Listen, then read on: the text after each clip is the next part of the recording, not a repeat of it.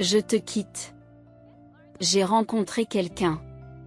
Elle s'appelle Natacha, et elle est tout ce que tu n'es pas. Nous déménageons aux Maldives. Bonne chance avec ta mère grincheuse. Les mots me renvoyaient l'image de l'écran de mon téléphone, tous plus froids les uns que les autres. J'étais assis dans la chambre d'hôpital de ma mère, le faible bip des machines se mêlant au bourdonnement des lumières. Sa respiration était régulière pour l'instant. Son corps frêle était enfin au repos après une autre journée difficile. Michael n'a même pas eu la décence d'appeler. Il s'est contenté d'un texto, cruel et dédaigneux, comme si les 3 dernières années de notre mariage n'avaient aucune importance. Je m'appelle Jennifer, j'ai 33 ans, et, jusqu'à présent, je pensais que ma vie était en grande partie réglée. Mon père est décédé lorsque j'avais une vingtaine d'années, laissant derrière lui ma mère, dont je m'occupe depuis qu'elle est tombée malade. Michael m'a toujours fait comprendre qu'il n'était pas favorable à cet arrangement. Ce n'est pas comme si elle était sous ta responsabilité, disait-il en levant les yeux au ciel lorsque je devais manquer un dîner ou annuler des projets pour m'occuper d'elle. Tu dois te concentrer sur nous, pas sur elle. Avec le recul, il n'est pas surprenant qu'il ait fait quelque chose comme ça. Michael a toujours été égoïste, mais je pensais pouvoir le supporter. Je pensais pouvoir l'aider à devenir quelqu'un de meilleur. J'ai relu le message et j'ai rangé mon téléphone. Cela ne servait à rien de s'y attarder maintenant. Je devais me concentrer sur ma mère. Lorsque j'ai finalement quitté l'hôpital tard dans la nuit et que je suis rentré chez moi, le poids de la trahison de Michael a commencé à se faire sentir. J'ai ouvert la porte de la maison que nous partagions, un espace qui me semblait soudainement inconnu. Et j'ai poussé un profond soupir. Alors que je déposais mon sac sur le canapé, quelque chose attira mon attention. Le collier de diamants que mon père m'avait offert était posé exactement là où je l'avais laissé sur ma commode. Ou du moins, je pensais que c'était le collier. Je l'ai pris et l'ai retourné dans mes mains. À première vue, il avait l'air correct, mais quelque chose me semblait. Il semblait plus léger que dans mes souvenirs. J'ai fait glisser mon doigt le long du fermoir, remarquant les légères rayures qui n'étaient pas là auparavant. Une vague de malaise m'envahit, mais je la repoussai. Peut-être étais-je simplement fatigué. 1 heure plus tard, alors que je déballais mes affaires, mon téléphone a émis une alerte. J'ai jeté un coup d'œil à l'écran et je me suis figé. Alerte de sécurité. L'objet a été déplacé de son emplacement désigné. J'ai regardé la notification avec incrédulité. Et la puce de suivi intégrée au fermoir de mon collier? Une précaution sur laquelle mon père avait insisté lorsqu'il me l'avait offert, avait été activée. Le système avait un délai, Michael aurait donc dû le prendre quelques heures plus tôt. Le vrai collier n'était pas là. Michael ne m'a pas abandonné. Il l'a volé. Mes mains se resserrèrent autour du faux collier alors que je m'asseyais, mon esprit s'emballant. Michael pensait pouvoir me trahir et s'enfuir avec sa maîtresse. Il n'avait aucune idée de la personne à qui il avait affaire. Et la prise de conscience m'a frappé comme une vague. Michael ne m'avait pas simplement abandonné. Il m'avait pris ce que j'avais de plus précieux. Assise sur le canapé, le faux collier dans les mains, mon esprit passait en revue toutes les possibilités. Quand avait-il fait ça? Depuis combien de temps planifiait-il cela? L'idée qu'il se soit faufilé dans notre chambre à coucher et qu'il ait remplacé le collier par une contrefaçon bon marché m'a retourné l'estomac. Le collier de diamant n'était pas qu'un simple bijou. C'était le dernier cadeau de mon père, un symbole de son amour et de sa fierté. Le perdre avait été la chose la plus difficile à laquelle j'avais jamais été confronté, et ce collier était l'un des rares éléments tangibles qu'il me restait de lui. Michael le savait.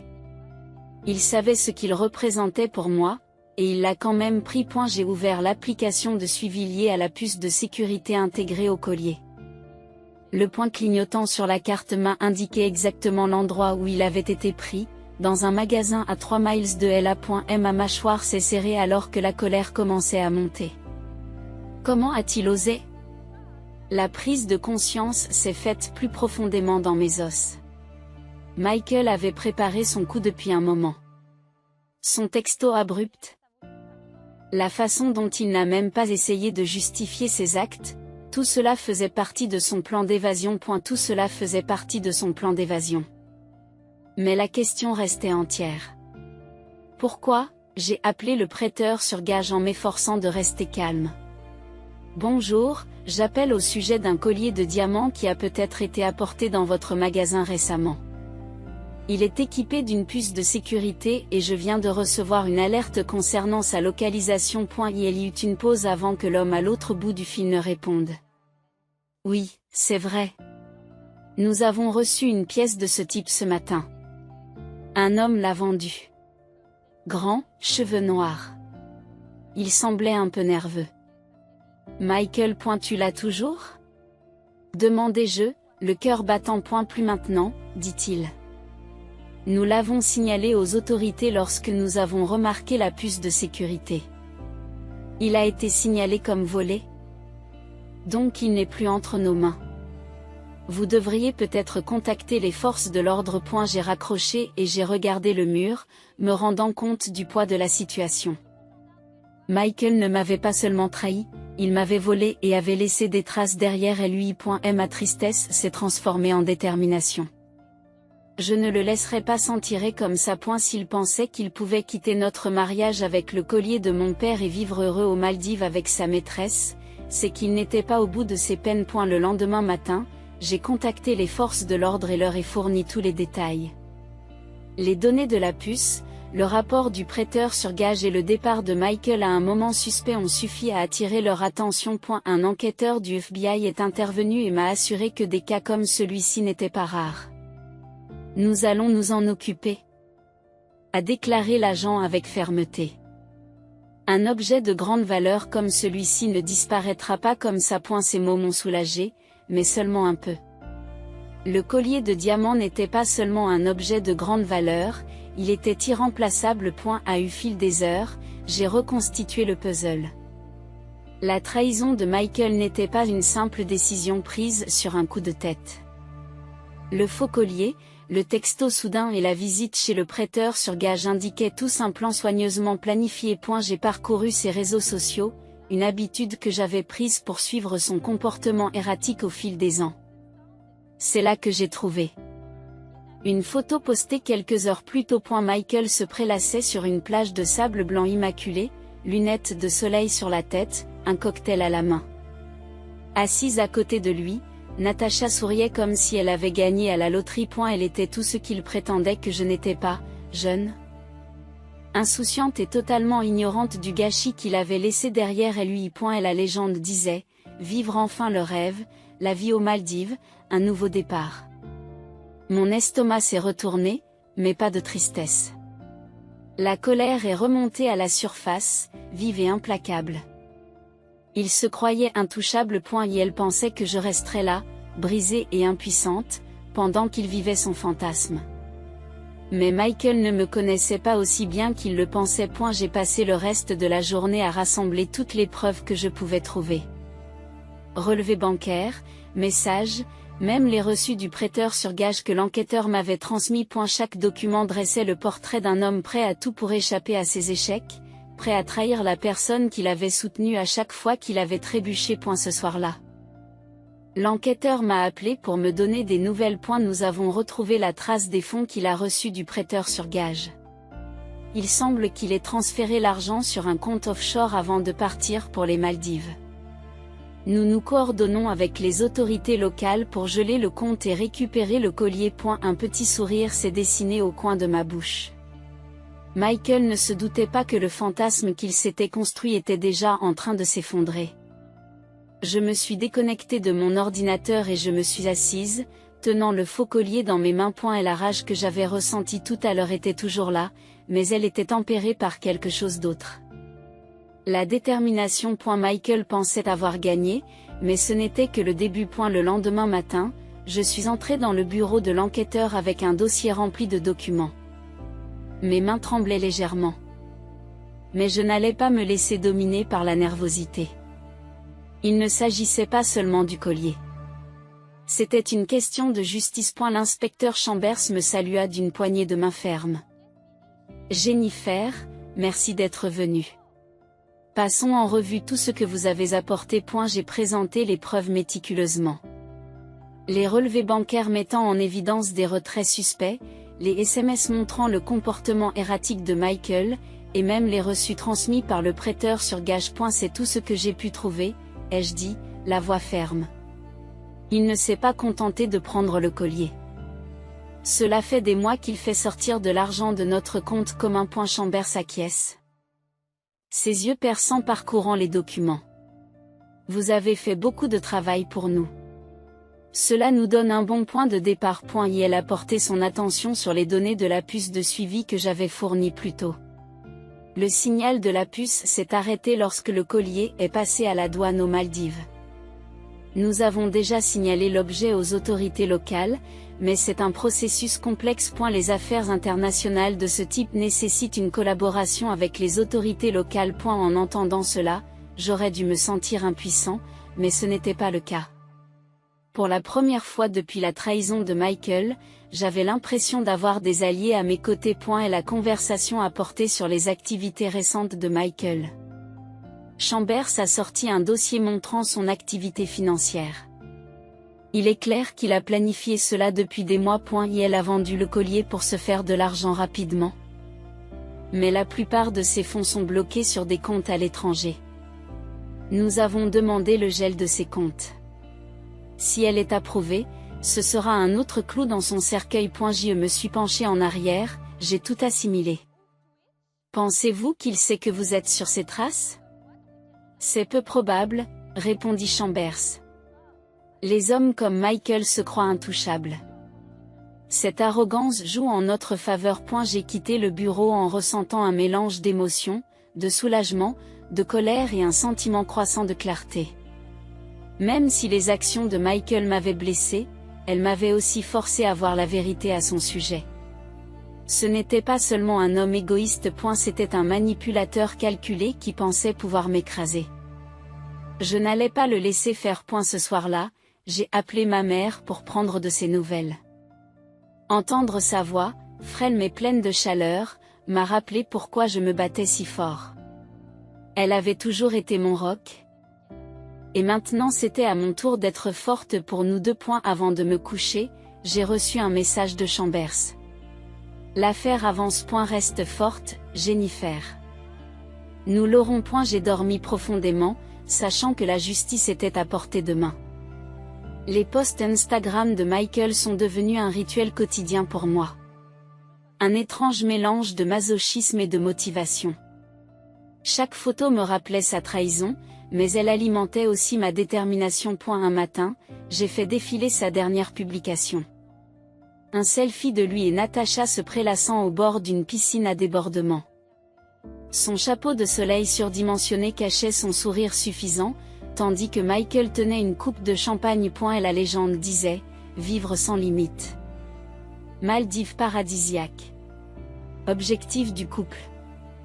Je me moque, secouant la tête. Des objectifs de couple, plutôt des objectifs criminels. À l'insu de Michael. Les murs se rapprochaient. L'inspecteur Chambers m'avait mis au courant plus tôt dans la matinée. Nous avons confirmé que son compte offshore a été gelé hier. Il ne l'a probablement pas encore réalisé, mais dès qu'il s'en rendra compte, il commencera à se démener. C'est là que les erreurs se produisent. Chambers ne s'est pas trompé. Le lendemain, Michael a publié un article sur une séance de shopping dans une boutique de luxe. Natasha paradait dans une robe de créateur, tournant devant la caméra tandis que Michael racontait « Tout pour ma reine ». Mais les fissures commençaient à apparaître.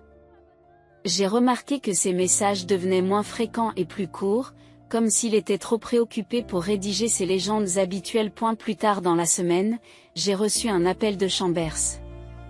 Jennifer. Nous avons des nouvelles. Les autorités maldiviennes ont officiellement signalé Michael.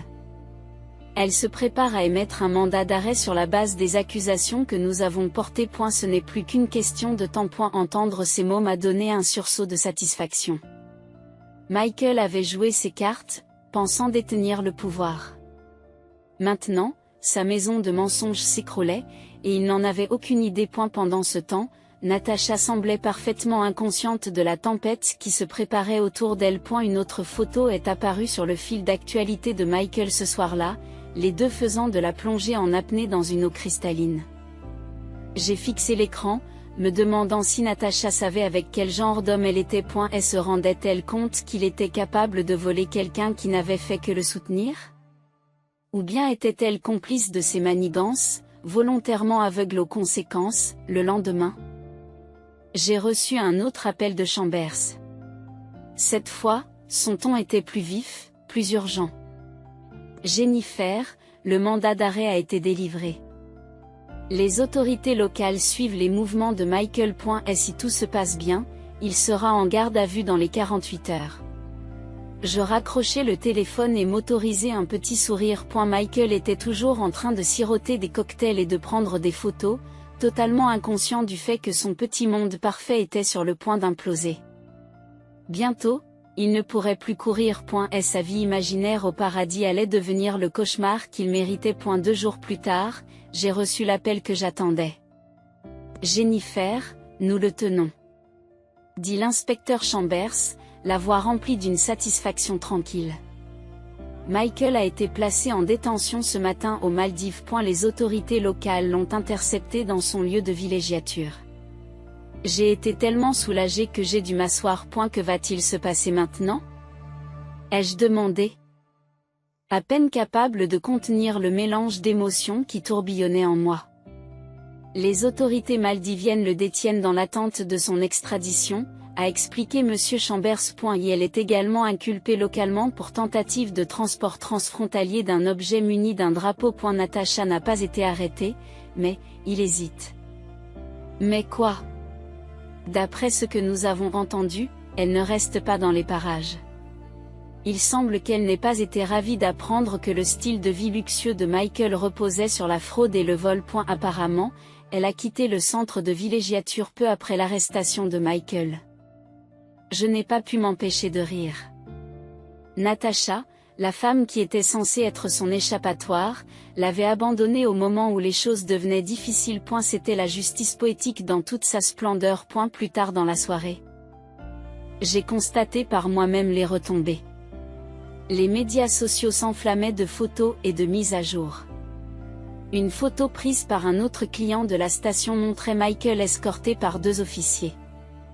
Il avait les mains menottées dans le DOS. Et elle portait les mêmes lunettes de soleil que dans tous ses messages précédents. Mais son expression était tout sauf confiante.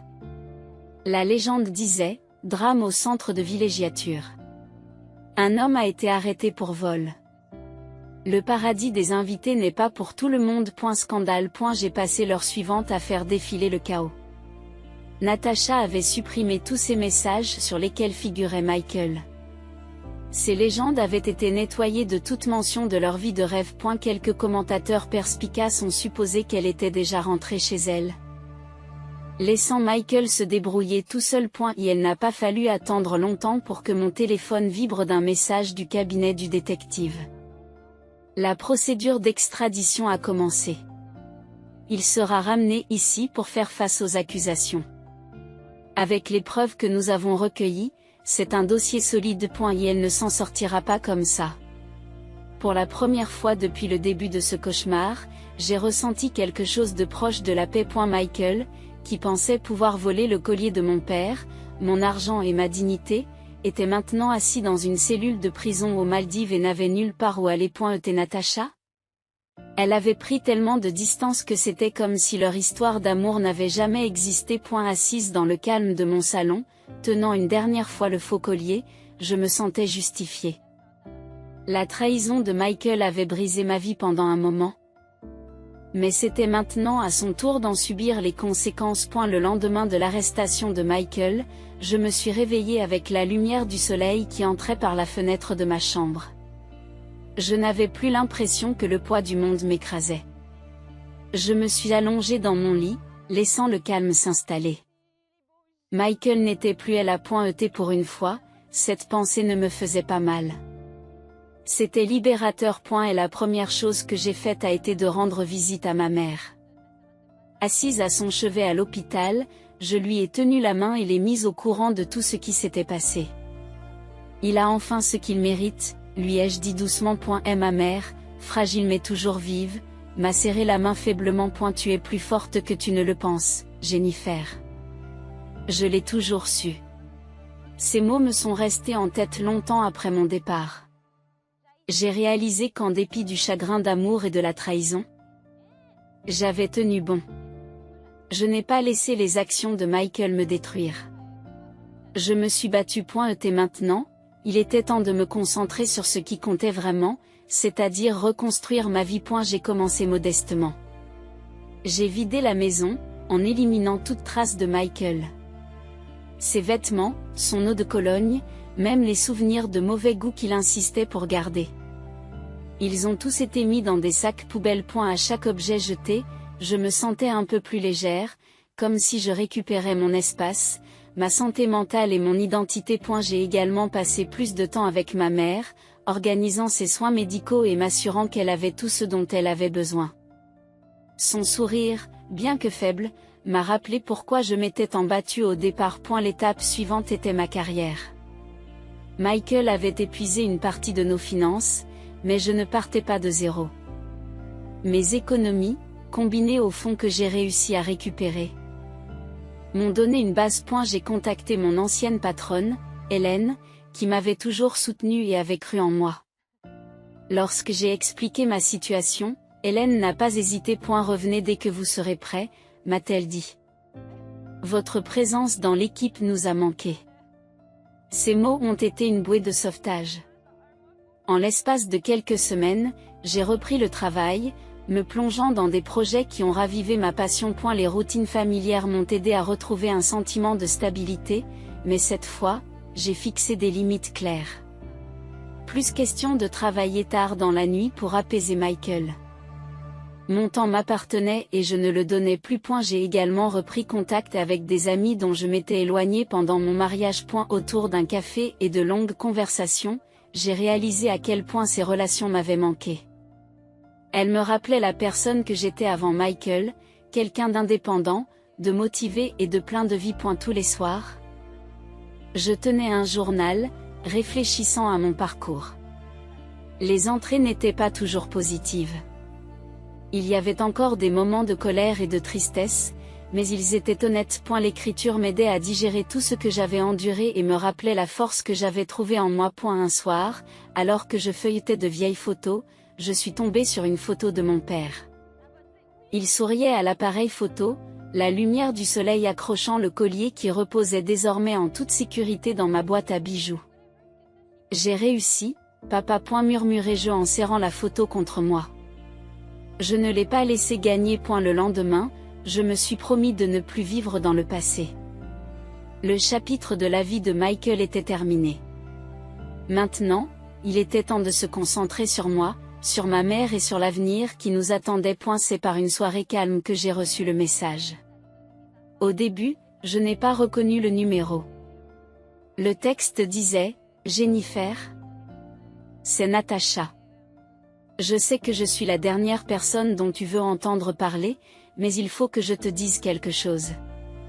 Appelle-moi, s'il te plaît. J'ai fixé l'écran, ma première réaction étant un mélange de colère et d'incrédulité.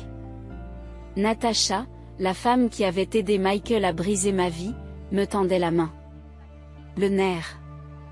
Je me suis demandé si je n'allais pas l'ignorer, mais la curiosité a pris le dessus. En respirant profondément, j'ai composé le numéro. Elle a répondu presque immédiatement. Sa voix tremblait. Jennifer, merci d'avoir appelé. Je suis vraiment désolée pour tout, commença Natacha. Ces mots se chevauchent. Je ne savais pas. Je ne savais pas ce que Michael avait fait. Je n'ai pas répondu tout de suite, laissant le silence s'étirer juste assez longtemps pour la mettre mal à l'aise. Qu'est-ce que tu veux, Natacha ? Elle soupira, et j'entendis quelque chose qui ressemblait à un véritable regret. Quand j'ai rencontré Michael, il m'a dit que c'était toi qui voulais divorcer, que tu étais autoritaire, que tu donnais la priorité à ta mère plutôt qu'à lui, et que tu étais émotionnellement froide. J'ai serré la mâchoire, la vieille colère familière remontant à la surface. Vous l'avez cru ? Je l'ai cru, a-t-elle admis. Au début, oui. Mais ces dernières semaines, j'ai commencé à remarquer des incohérences. Il a menti sur tant de choses, Jennifer, sur ses finances, sur la raison pour laquelle il t'a quitté, et même sur la façon dont il a obtenu le collier. Quand j'ai appris qu'il avait été volé, je n'ai plus pu le regarder de la même façon. Il y a eu une pause, puis elle a ajouté. Je l'ai quitté le jour où il a été arrêté. J'ai pris l'avion pour rentrer chez moi et depuis, j'essaie de donner un sens à tout ce qui s'est passé. J'ai pensé que tu méritais de savoir. J'y laisse échapper un rire amer. Et qu'attends-tu de moi? Du pardon? De la sympathie, non. Dit Natacha rapidement. Je ne mérite pas cela. Je voulais juste m'excuser. Et te dire que Michael ne t'a pas seulement blessé. Il m'a blessé aussi, d'une manière dont je ne me suis rendu compte que trop tard. C'est un manipulateur hors pair. Ces mots étaient suspendus dans l'air, et pendant un moment, j'ai réfléchi à leur poids. Je ne lui faisais pas confiance. Pas complètement. Mais je pouvais voir les fissures dans sa confiance. Michael s'était servi d'elle, tout comme il s'était servi de moi. J'apprécie les excuses, dis-je finalement, sur un ton courtois mais civilisé. Mais cela ne change rien. J'ai tourné la page sur Michael, et je te suggère d'en faire autant. Natacha laissa échapper un souffle tremblant. Je le ferai. Merci de m'avoir écouté. Lorsque l'appel s'est terminé, je suis restée assise en silence, fixant mon téléphone. Une partie de moi se sentait validée. Les mensonges de Michael l'avaient rattrapé de toutes les manières possibles.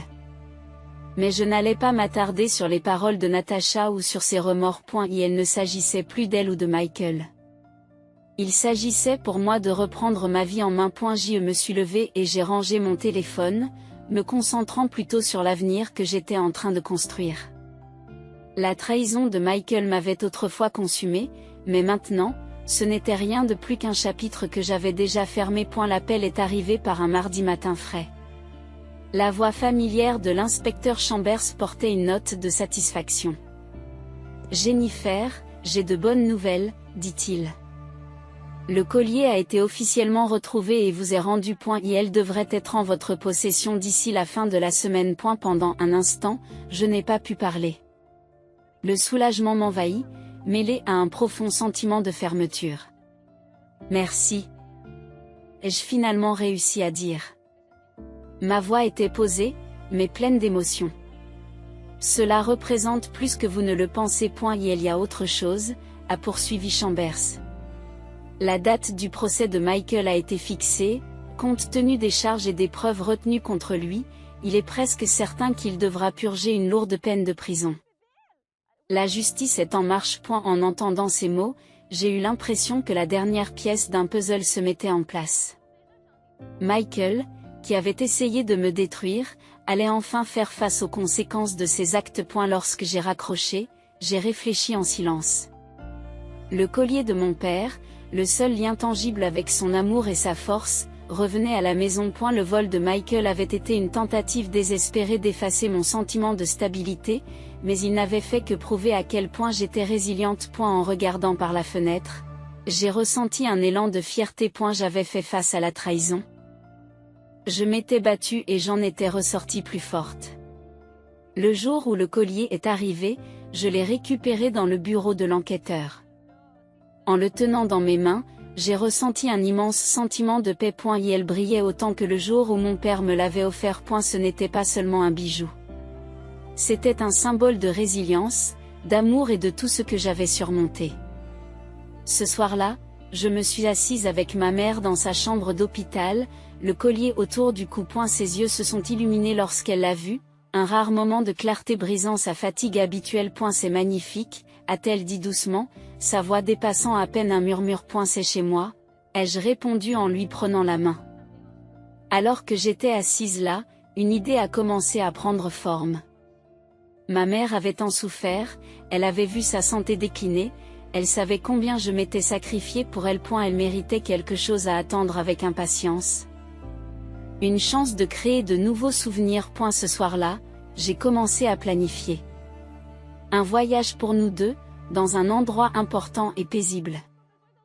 J'ai pensé aux endroits que mon père avait toujours voulu que nous visitions ensemble, et j'ai opté pour une ville côtière tranquille qu'il avait adorée lorsqu'il était enfant. Le lendemain matin, je lui ai fait part de mon idée. Dès que tu te sentiras mieux, nous irons, lui ai-je dit en lui montrant des photos de la ville. Son sourire, faible mais sincère, a été toute la confirmation dont j'avais besoin. Il ne s'agissait pas seulement du voyage. Il s'agissait de retrouver la joie, d'aller de l'avant sans laisser le passé nous définir. En rangeant mes affaires ce soir-là, j'ai ressenti un calme que je n'avais pas connu depuis des années. La tempête que Michael avait fait entrer dans ma vie était terminée, et l'avenir, c'était à moi de le construire, étape par étape.